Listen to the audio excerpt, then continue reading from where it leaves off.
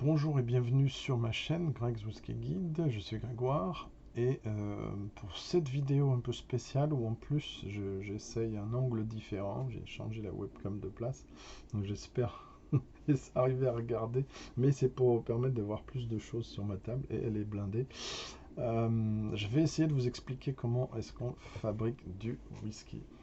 Alors pour ça je vais m'appuyer sur ce livre que je vous recommande chaudement aux éditions Prisma, supervisé par l'écrivain historien de whisky écossais Charles MacLean, mais aussi pour des choses plus techniques, notamment qui ont été demandées par Alex. Voilà, le catalogue du Whisky Live 2007. Voilà, où il y a des choses plus techniques que dans d'autres catalogues sur la production. Je vais partir de l'exemple du whisky écossais pour dériver, si j'ai le temps, vers le reste. Alors, je comptais m'appuyer sur un texte pour des choses très techniques et apparemment ça coupe la caméra à chaque fois. Donc, c'est 3 fois que je reprends le sujet. Donc, je vais me débrouiller sans. Après tout, je pense pouvoir m'en tirer. S'il y a des choses plus techniques, voilà, on verra avec les questions. Et donc, grosso modo, je vais prendre l'exemple écossais et je vais faire tout de suite une analogie grossière, mais comme c'est une vidéo destinée davantage au grand public qu'aux connaisseurs, il faut que les exemples soient percutants, même s'ils sont généralisés, s'ils sont caricaturaux. Par exemple, je vais caricaturer en disant que le Scotch whisky, les 3 quarts des ventes, c'est ça. Et sans ça, qui est méprisé par beaucoup de connaisseurs, enfin connaisseurs entre guillemets à mon avis surtout, parce que c'est un blended whisky, donc un whisky assemblé, même s'il y a assemblage dans d'autres types de whisky, c'est la dénomination, il y a des dénominations légales très strictes au Royaume-Uni pour le whisky écossais, qui dépend de la communauté européenne et du Royaume-Uni. J'ai tout ça dans un coin. C'est trop long à dire, mais grosso modo, il y a des modes de production spécifiques qui définissent comment produire un single malt et qu'est-ce qu'un blended whisky.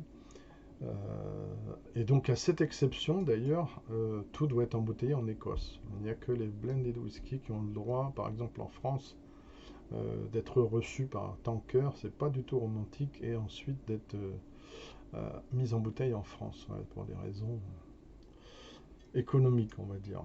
Euh, Mais par contre, ça, qui est un single malt, ça doit être embouteillé en Écosse, si c'est écossais. Et donc, les 3 quarts des ventes, et on est le premier pays consommateur de blended whisky en France au monde, il faut le savoir. Et s'il n'y avait pas cette catégorie méprisée par beaucoup de gens, le blended whisky qui ne contient que 25% de ce genre de choses, et en plus en l'occurrence ça contient vraiment du Clynelish, ça appartient au même groupe, euh, les 3 quarts des distilleries fermeraient. Pourquoi? Parce qu'elles envoient leur malt pour faire des choses comme ça, qui sont le plus populaires auprès du plus grand nombre. Et pourtant, ce blended whisky ne contient qu'environ, ça dépend des blended whisky, ça peut monter jusqu'à 50 et plus. Je vais vous en montrer d'autres si j'ai le temps, mais il ne contient que 25%, non pas de ça, mais d'une soixantaine, entre 30 et 60 en général pour les blended whisky, de whisky de ce type-là. Donc grosso modo, ça, c'est un vin de table qui peut être consommé de toutes les manières qu'on veut, entre guillemets, et ça, entre guillemets aussi, c'est un vin d'appellation d'origine contrôlée. Donc quelque chose de plus fin en théorie et quelque chose de plus avec plus de caractère en théorie aussi. Voilà. Ça contient aussi, en termes de fabrication, 75% de whisky de grains, c'est-à-dire de maïs pour l'Écosse, produit dans des alambics très longs avec des plateaux pour rectifier l'alcool, qui produisent quelque chose de très fin mais qui n'a pas beaucoup de goût. Voilà. Et là, le but évidemment, c'est de produire un alcool qui soit avec à coût peu élevé et qui soit une espèce de vecteur porteur de choses plus aromatiques qui seront les single malt. Voilà. Et donc dans ça, il y a 75% de maïs Et il y a 25% de single malt, c'est-à-dire d'orge maltais. Qu'est-ce que c'est l'orge maltais? Vous en voyez peut-être pas souvent. Voici un exemple. Alors là, elle est très foncée, je m'en excuse d'avance. Pourquoi? Parce qu'elle est fumée, ce qui n'est pas toujours le cas, par tourbage, si je puis dire. Donc c'est de l'orge maltais tourbée, et donc elle est fumée, et celle-ci en plus provient de Suède, puisqu'elle m'a été offerte il y a quelques années. Voilà, la distillerie McMurray. Donc voilà, la fabrication du whisky, parce que l'heure tourne.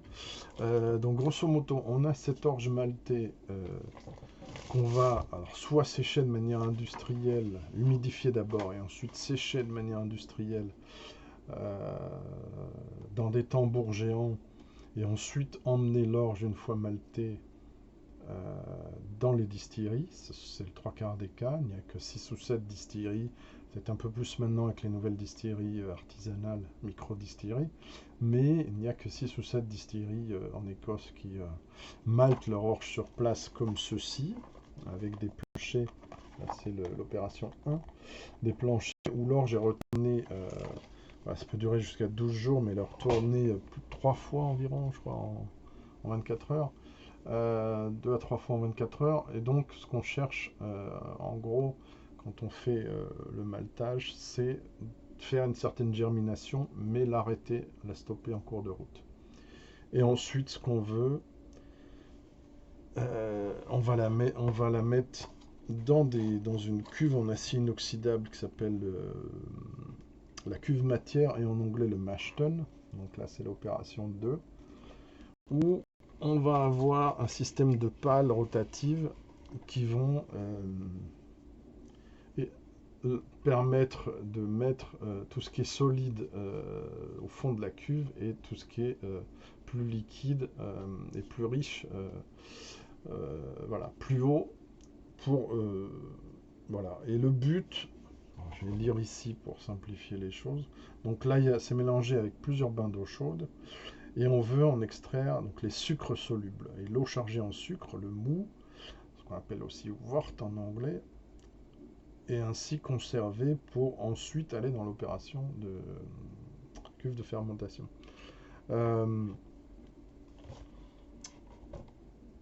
Alors ensuite, une fois qu'on a obtenu ce liquide sucré, on va l'envoyer cuve de fermentation, pardon, qu'on appelle washbacks en anglais, et ces cuves sont soit en bois, donc en général en pin d'Oregon des États-Unis, soit en hêtre,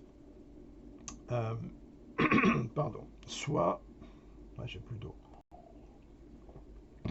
soit en acier inoxydable. Alors, qu'est-ce qui se passe là-dedans? Oui, la levure se nourrit des sucres, je ne vais pas dire de bêtises, donc je préfère, produisant de la sorte de l'alcool et du dioxyde de carbone. Ce procédé de fermentation dure entre 48 heures et 74 heures, ça peut aller plus loin, et permet d'obtenir, voilà, donc une bière assez forte, plutôt acide, 7 à 8 degrés. Donc, grosso modo, le whisky que vous buvez, c'est de la bière qui est distillée pour en extraire le sucre et ne garder que l'alcool. Sauf que on ne rajoute pas de houblon à cette bière. Donc, le houblon, je rappelle, c'est cette plante qui donne l'amertume et donc ce goût caractéristique de la bière. Et donc, après ce passage en cuve de fermentation, et c'est là où, alors, on m'a posé la question, j'ai pas de réponse tranchante, mais je peux prendre 2 exemples. Sur en quoi la durée de brassage, fermentation et distillation peut affecter le goût. C'est difficile à dire. Par exemple, Kaolila, si on prend Kaolila, où est mon Kaolila? Vous vous rendez compte tout ce qu'il y a sur la table? Je ne sais même plus. Je devrais pourtant pouvoir trouver, je ne sais plus où il est. Voilà. Sur cet exemple-là, et bien sûr l'autre exemple n'est pas sur la table, mais c'est pas grave. La durée de brassage est de 5,5 heures, tandis que la durée de fermentation est de 90 à 110 heures. Et la distillation, 4h30. Là, si on prend Glendronach, une autre distillerie mais d'une autre région, on a 6 heures de fermentation, donc c'est presque pareil, mais non pardon, de brassage, mais par contre, là où on avait 90 à 110 heures pour Kaolila, là on n'a plus que 36 heures. Et pour le middle cut, c'est beaucoup plus court, c'est 1h30 au lieu de 1h30. Le middle cut, ça, désolé, ça me conduit à donc cette autre phase, une fois qu'on a cette bière, qui est la distillation dans, donc c'est la photo numéro 4, dans des alambics assez gros, assez larges, même s'il y a beaucoup de sortes d'alambics. Qu'est-ce qui se passe là-dedans? On convertit le sucre en alcool et on refroidit. Alors là, il y a des variables avec les fameux tubs. On refroidit le liquide ensuite pour l'envoyer dans des cuves qui vont ensuite faire de l'alcool pur. Qu'est-ce que c'est que l'alcool pur? C'est-à-dire du whisky qui n'a pas le droit de s'appeler whisky parce qu'il n'a pas 3 ans en Écosse. Quelques jours à 2 ans suivant l'appellation aux États-Unis. Ouais, on ne va pas partir dans les autres pays. C'est ça. Et ça, c'est quoi? Ça pourrait être de l'eau? Ben non, c'est de l'alcool pur. Qui en général, même si là c'est un peu plus faible en titrage, c'est allemand. En général, on parle de 68-70% d'alcool à 80-83 on va dire. Mais légalement on peut faire du whisky jusqu'à 94,8 degrés en Écosse. Mais plus on monte en titrage, plus il faut des colonnes hautes ou des alambics très très hauts et un procédé un peu différent. Et là ça sera plutôt de l'alcool de gras. Comme on l'a vu récemment, et on va reparler dans un direct dans quelques jours avec un spécialiste, comme on l'a vu récemment, pour produire du gel hydroalcoolique dans la crise actuelle, je ne vais pas prononcer le mot, pour ne pas que la vidéo tombe sous un autre type de voilà, contrôle. Voilà, donc on a produit du gel hydroalcoolique et il a fallu utiliser en priorité donc ces alambics-là pour pouvoir obtenir un titrage de 71 et plus. Et en fait, davantage, et on a redescendu à 71 pour la commercialisation en général. Qu'est-ce qui se passe après? Après, évidemment, il faut... Là, je vais essayer de trouver une photo sympa. Il faut que ça passe en...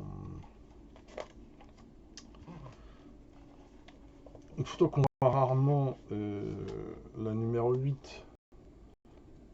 J'essaye de virer les reflets. Et la mise en fût. Donc une fois... Ah oui, j'ai oublié de vous dire, pardon. Le distillat, quand il sort, il est pur. Il n'est pas pur au sens propre du terme. Si on fait de la distillation à la sauvage dans les champs, etc., et qu'on n'a aucune connaissance, tout ce qui sort de l'alambic, si on le met dans un verre et qu'on le boit, on peut en mourir. Parce qu'en fait, il y a ce qu'on appelle les têtes et les queues de distillation, c'est-à-dire le début et la fin. Heads and tails, feints and foreshots en anglais.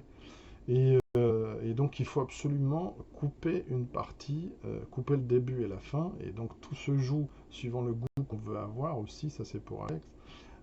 Sur quel niveau on va faire niveau horaire, à quel moment dans la distillation, ça se mesure en minutes, en heures, on va couper pour obtenir ce qu'on appelle le cœur de chauffe en France et le cut. Middle cut, heart of the whiskey en anglais. Et là, c'est extrêmement variable. Alors, parfois, les distillateurs donnent le titrage dans lequel ils vont couper. Ils vont dire entre 68 et 73. Parfois, ils donnent les heures. Qu'est-ce qui se passe si on ne coupe pas? On a le soufre, on a des choses qui sont des alcools qui sont indésirables et qui peuvent provoquer la cécité ou la mort. On a des substances chimiques plus ou moins épouvantables. Mais si on les redistille, ces têtes et ces queues, et c'est pour ça que souvent on parle de double distillation pour L'Écosse et parfois 3 pour l'Irlande, mais pas toujours, et ailleurs. C'est parce qu'en fait, on va prendre le cœur de chauffe, mais on va le mélanger aux têtes et queues de distillation qu'on a redistillés pour les mélanger après. Et quand on les a redistillés, on les a rendus purs. Voilà, je simplifie.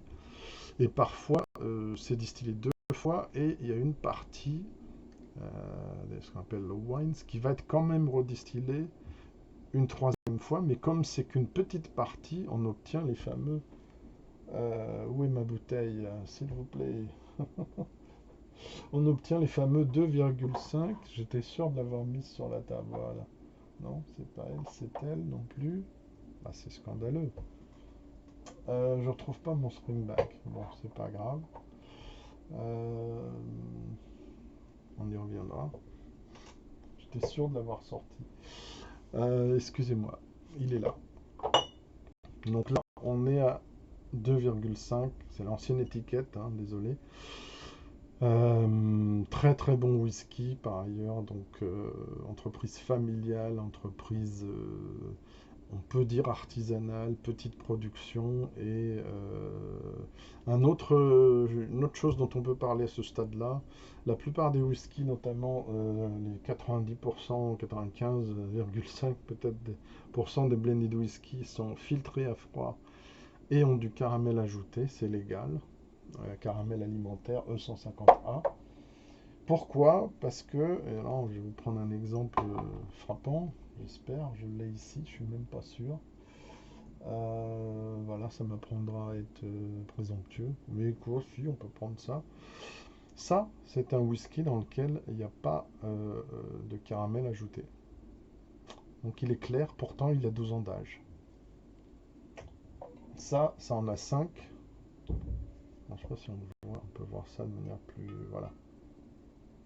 Sans ma tronche. Donc je vais plutôt les mettre par là. Voilà, excusez ce manque de professionnalisme. Donc là, on n'a pas de coloration artificielle. Là, on en a. Et la filtration à froid, ça se voit souvent même à l'œil nu dans les blends. Je veux dire le caramel ajouté, pardon. Il y a un côté mat à ce côté ambré. Et pourquoi on fait ça? Pourquoi on fait les deux? C'est qu'on considère, donc dans ces sociétés multinationales et qui donnent le ton, hélas, pour beaucoup d'autres, on considère que le grand public, s'il voit ça, il pense que ce n'est pas du whisky ou que c'est trop jeune. Donc on considère que ça doit être ambré, donc on rajoute du caramel alimentaire qui distille n'a pas de goût, ce qui est faux, puisque j'ai fait l'expérience dans les laboratoires d'assemblage de deux importants noms du whisky et du cognac. Et donc, voilà, on a fait l'expérience. Effectivement, si vous mettez juste une goutte ou deux, c'est très difficile de distinguer. Mais si vous en mettez plus, il y a quand même un petit goût, il y a un petit truc. Et alors, dans les blends, ça se sent très très vite aussi.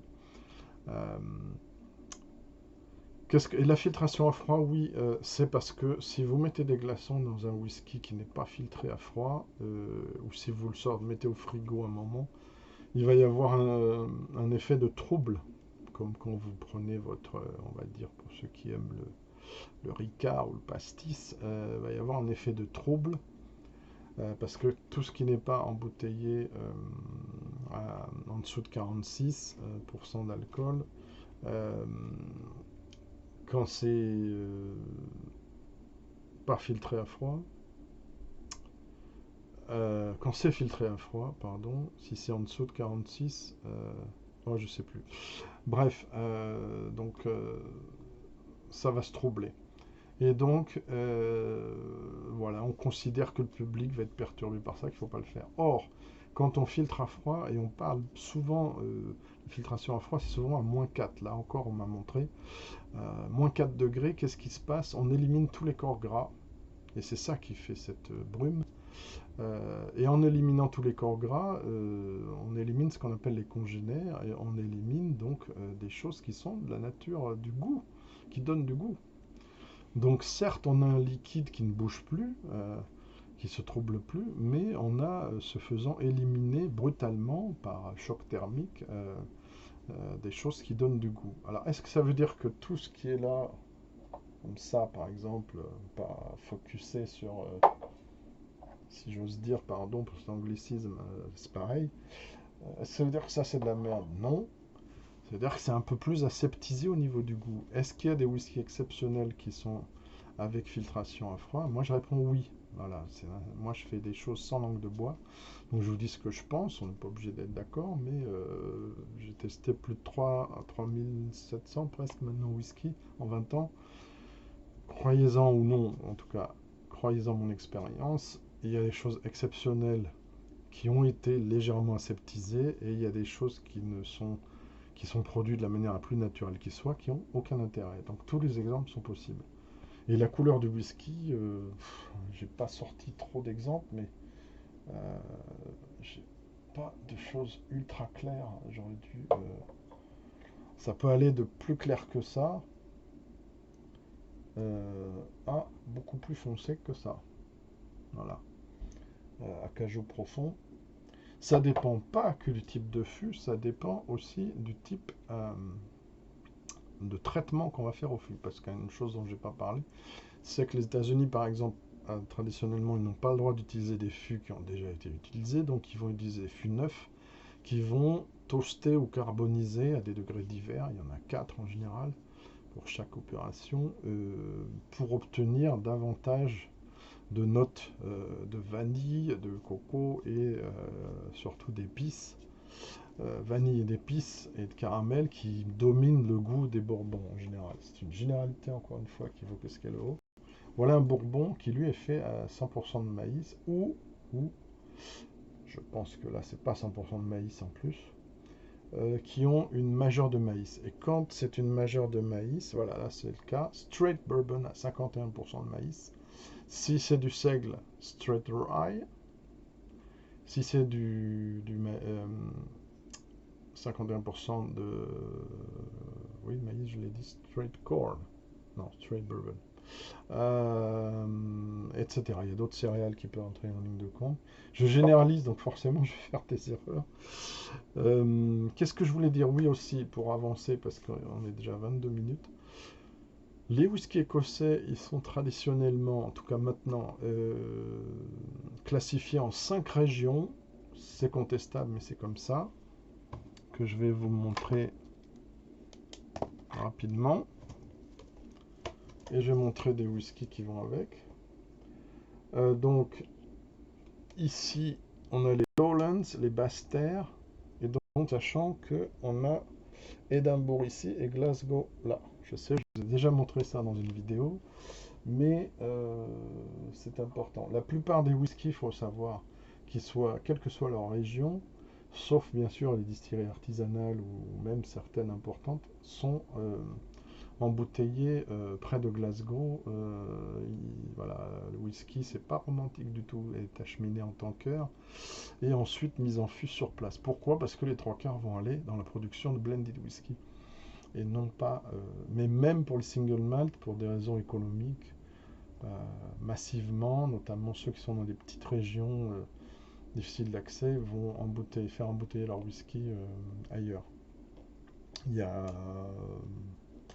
environ une dizaine sur les 133, peut-être un peu plus, de distilleries qui embouteillent sur place, à mon avis. Donc, vous voyez, c'est pas beaucoup. Typiquement, la plus connue des distilleries, Glenkinchie, dirigée par une femme d'ailleurs, ce qui est un peu rare, mais quand même arrive maintenant un peu plus. Glenkinchie, est située dans les Lowlands. Ensuite, nous avons Campbeltown, qui est une presqu'île, qui a failli perdre sa dénomination, dans laquelle vous avez 3 distilleries, donc Glengyle qui fait le Kilkerran, Glen Scotia, et donc Springbank. Voilà, une de mes 10 distilleries préférées par ailleurs. Ensuite, vous avez des îles qui sont considérés comme faisant partie des Highlands, donc des hautes terres. Vous avez l'île d'Arran, j'ai un exemple ici, où il y a une seule distillerie qui est maintenant accompagnée de sa sœur qui fait les whisky tourbés, mais ça appartient au même groupe. Petit groupe. Vous avez l'île de Jura, j'ai un exemple en haut, voilà ici, deux exemples même, où il y a une seule distillerie. Vous avez, je passe parce que c'est une région spécifique, vous avez l'île de Meul qui fait la distillerie de Tobermory, où il y a la Tobermory non tourbée et Ledeg, Letchig comme référence tourbée. Ensuite, vous avez l'île de Skye qui rentre dans ces dominations, où il y a deux distilleries, mais la plus connue c'est Talisker, je n'en ai même pas sur la table. Des whisky fumés, marins. Ensuite, vous avez l'île de Lewis.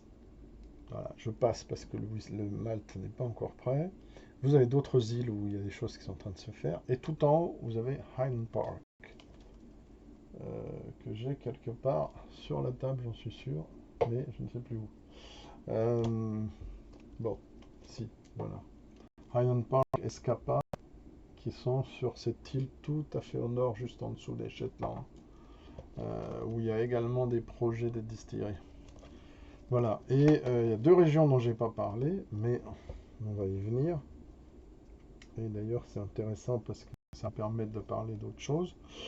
Le Speyside qui est en bleu ici, pourquoi? Parce que ça renvoie à ça, parce qu'il y a plus de 50 distilleries sur les 133. Pourquoi? Parce que, et je l'ai vu en visitant il y a 2 ans, excusez-moi, la manière dont c'est géographiquement, au niveau des sols, etc., végétation, ici il y a des montagnes. Donc en fait, là c'est une espèce de cuve, on va dire. Pour venir de Londres et même de Glasgow, c'est quand même assez compliqué de franchir toutes ces montagnes et ces forêts pour arriver ici.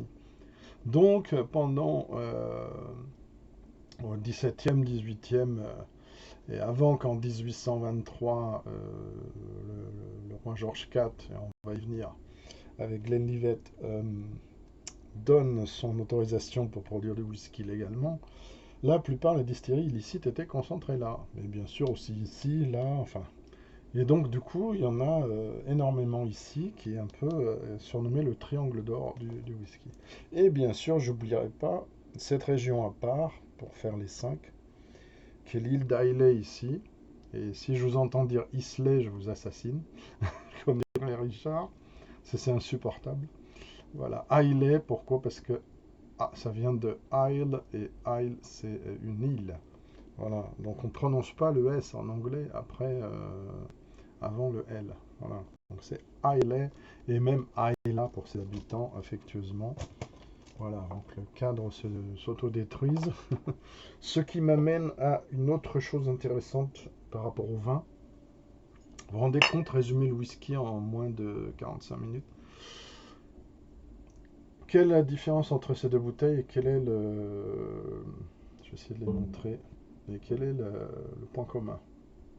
Les deux proviennent de la même distillerie. Hop, pardon.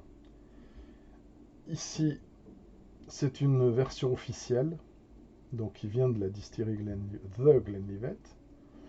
Le The est important, ce préfixe, puisqu'il disparaît quand ça devient une version de négoce. Et ça, c'est une version de négoce. Comment je le sais, même si je ne le savais pas en théorie, pas facile là.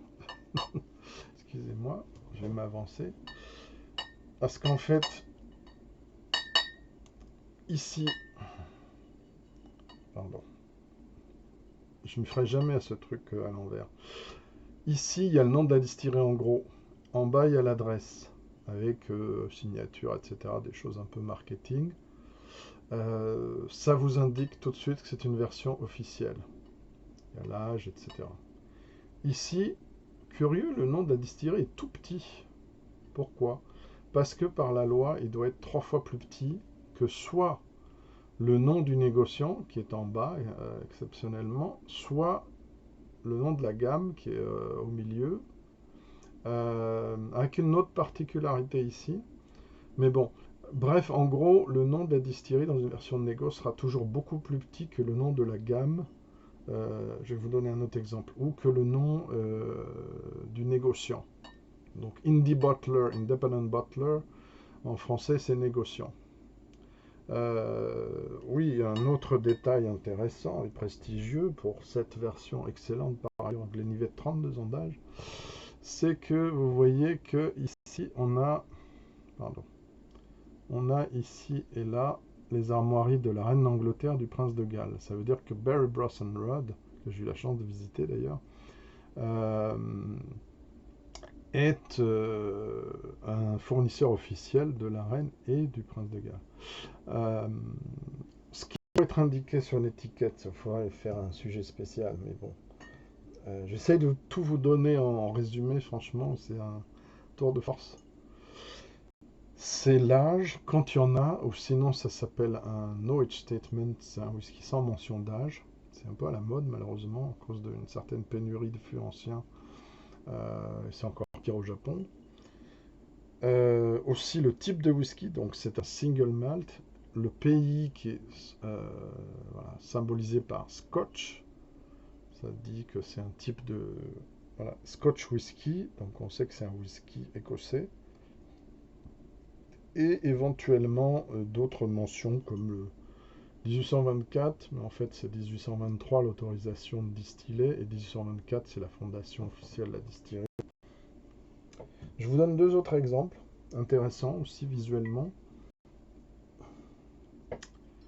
Voici deux Glenrothes. Celui-ci est officiel, et vous voyez qu'à côté, Killenhead, le plus ancien embouteilleur écossais de single cask et aussi de single malt, plus de 175 ans. C'est un 20 ans d'âge ici. Donc Glenrothes avec l'ancienne dénomination avec le suffixe Glenlivet, qui était depuis supprimé, mais bon, c'est une version de négoce, donc il s'autorise un peu des choses.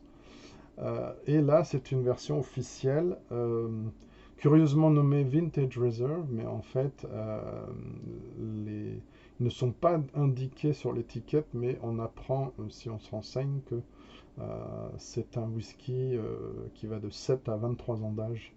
Voilà, avec des vintage, ça veut dire millésimes, divers qui ont été assemblés.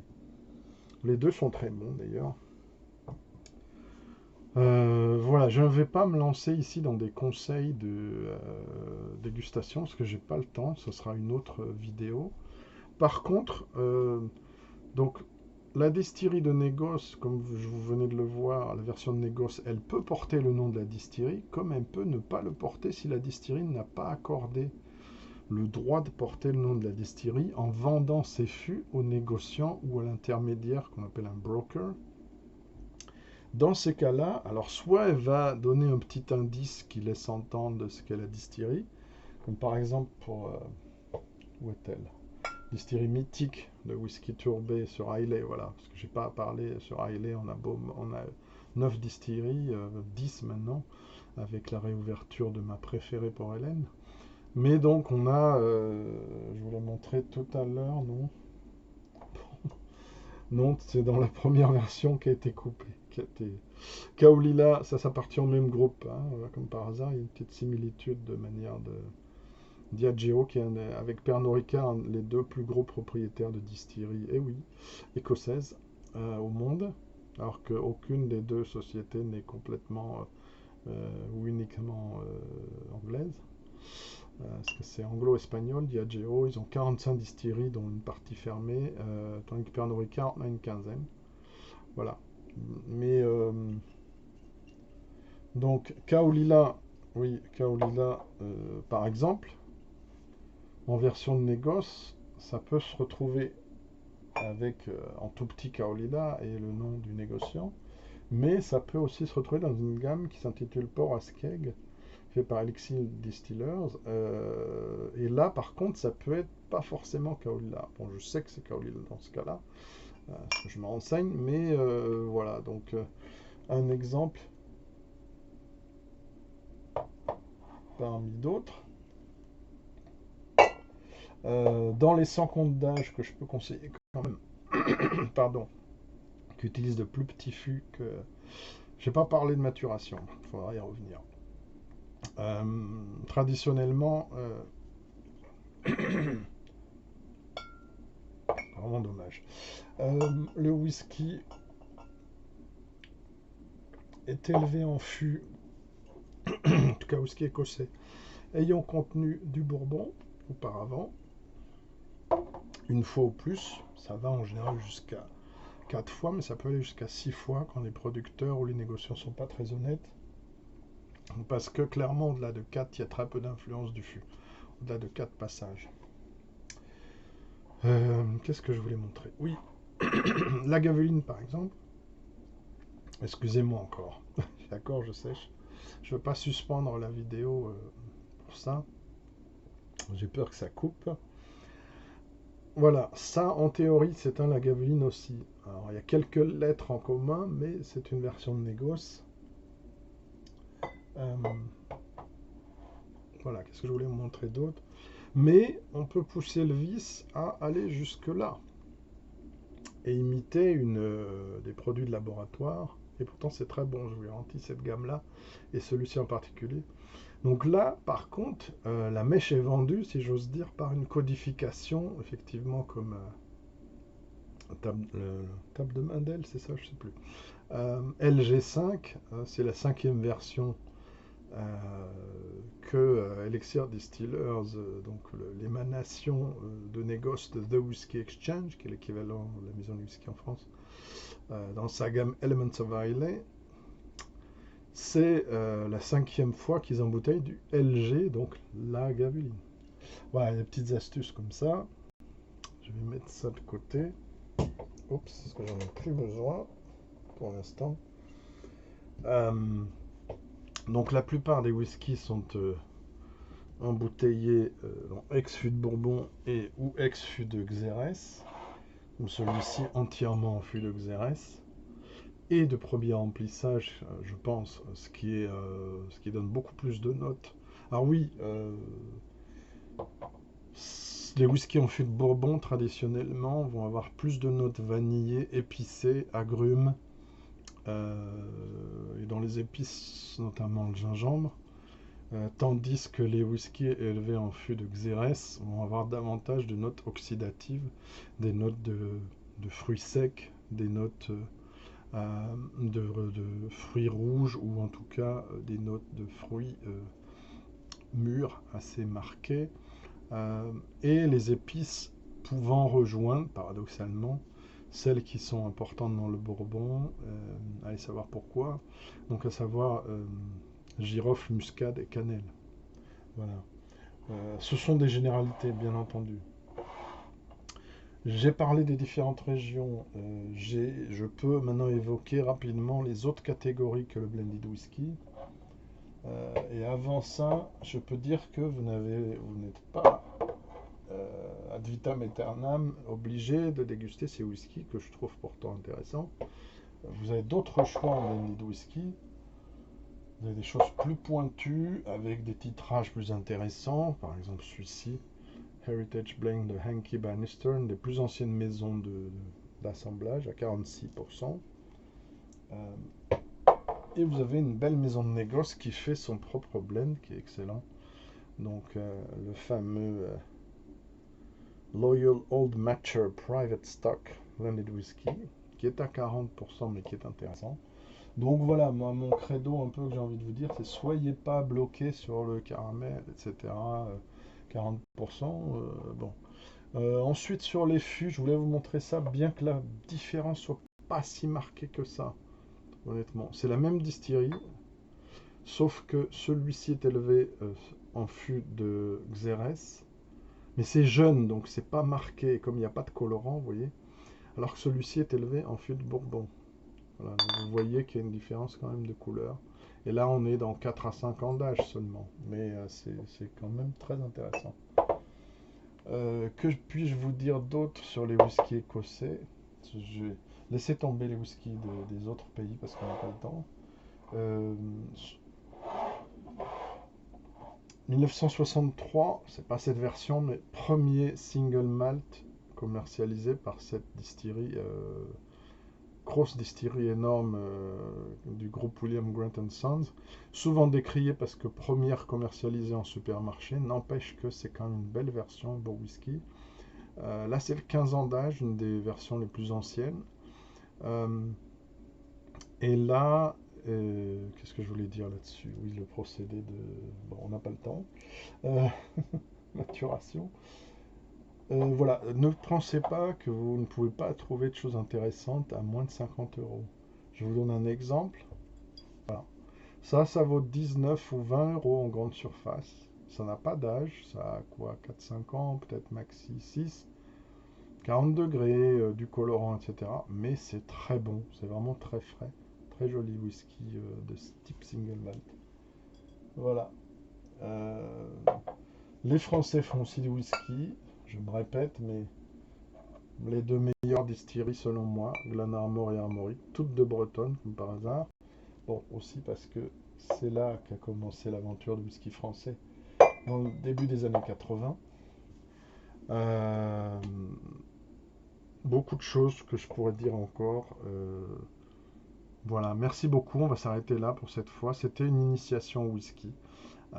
Voilà, un peu à l'arrache, mais j'espère que ça vous intéressait. N'hésitez pas à commenter si vous avez des questions. Et merci de votre attention et à bientôt. Au revoir.